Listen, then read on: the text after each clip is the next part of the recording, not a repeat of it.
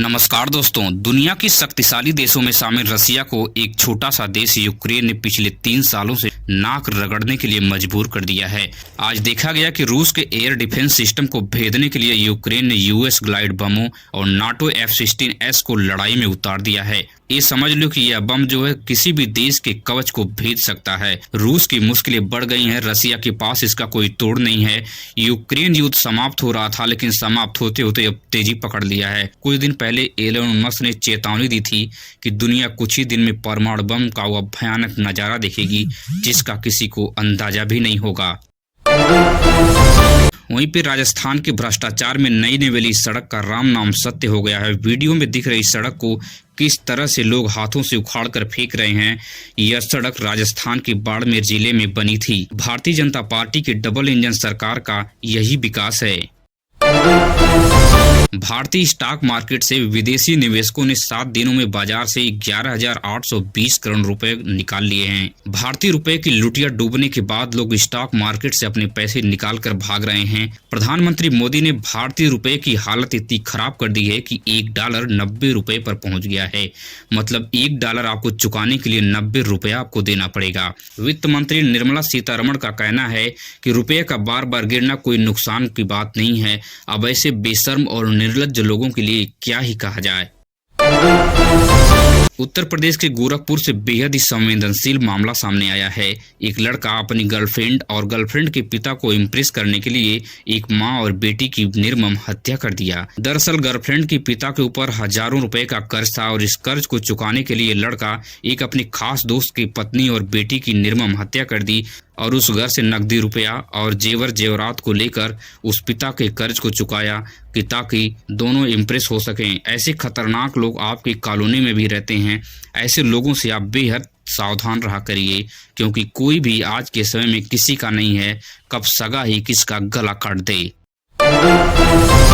वहीं पे उत्तर प्रदेश के जालौन थाना कोठौल से एसएचओ और महिला सिपाही के बीच अवैध संबंध का बड़ा मामला सामने आया है। एक वीडियो ने एसएचओ की पूरी जिंदगी तबाह कर दी। अब इस खबर को हम विस्तार से समझाते हैं। एसएचओ अरुण कुमार राय और सिपाही मीनाक्षी शर्मा के बीच सालों से अवैध संबंध थे।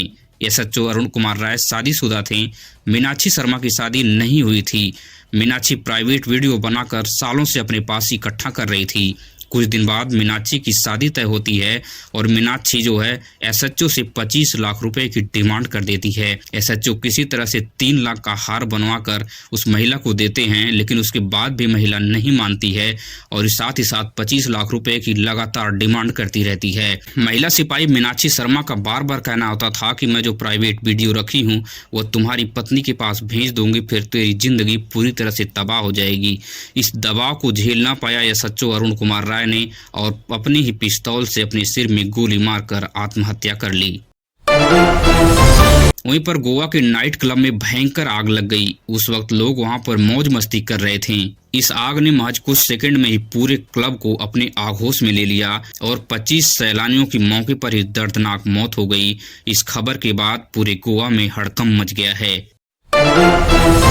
अगर आप एंड्रॉयड मोबाइल चलाते हैं तो सावधान हो जाइए। गूगल ने बहुत बड़ा अलर्ट जारी किया है कि अब लाखों लोगों के अकाउंट से पैसे साफ हो जाएंगे सिर्फ एक क्लिक पर। अगर कोई भी मैसेज अगर आपके फ़ोन पर आता है तो गलती से भी किसी लिंक पर क्लिक न करें, नहीं तो क्लिक करते ही कुछ सेकंड में आपके करोड़ों रुपए आपके बैंक से साफ हो जाएंगे। इसलिए आप बहुत सावधानी से, सतर्कता से ही एंड्रॉयड फ़ोन का यूज करें।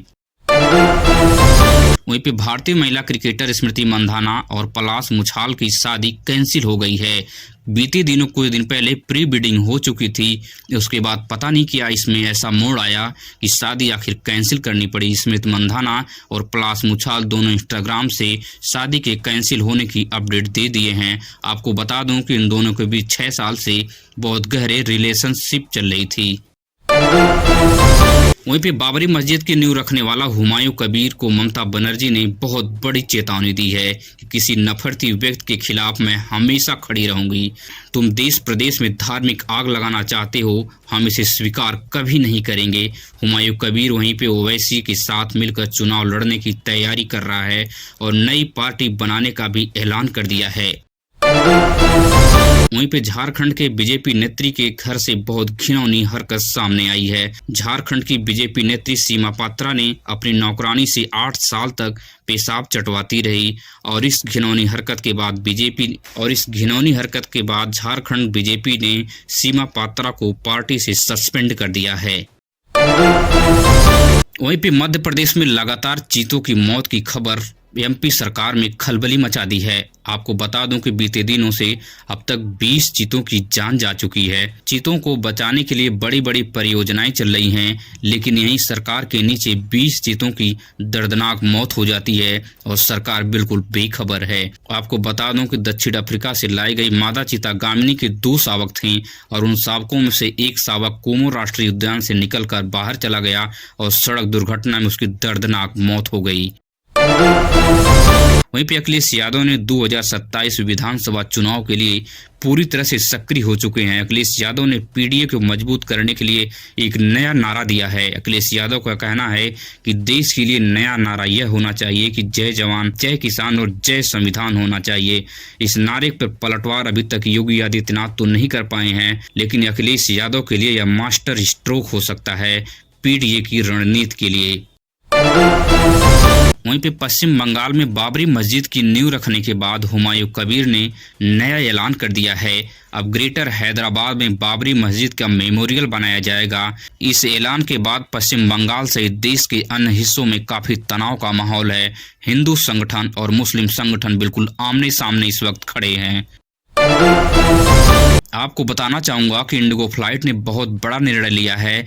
उनके सीईओ का कहना है कि हम सारे लोगों का जो है पैसे रिफंड करेंगे और जिन लोगों का बैग बंधक बनाया गया था उन सारे लोगों का बैग वापस किया जाएगा। इस खबर के बाद लोगों में थोड़ी बहुत राहत की खबर है, लेकिन फ्लाइट कैंसिल की सूचना अभी भी जारी है। अभी तक फ्लाइट अपने सुचारू व्यवस्था पर चलने में नाकाम साबित हो रही है।